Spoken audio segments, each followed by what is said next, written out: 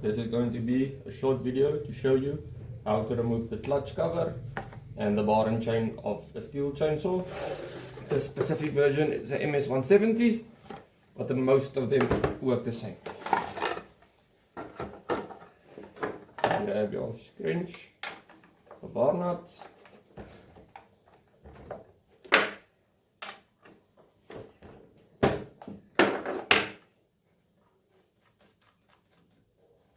make sure you don't lose them.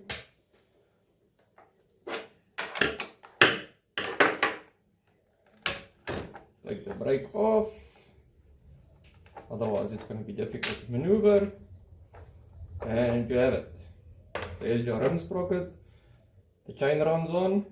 The clutch is internal, not an external like on Husqvarna chainsaws. And you can see it's quite dirty.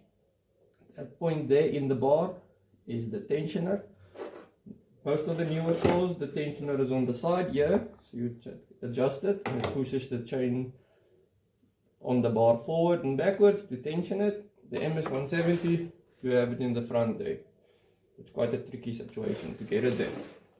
To take it off, and just put it sideways and remove it. So there's an easy video showing you how to take your bar and chain off. I'm going to clean it off and put it right back.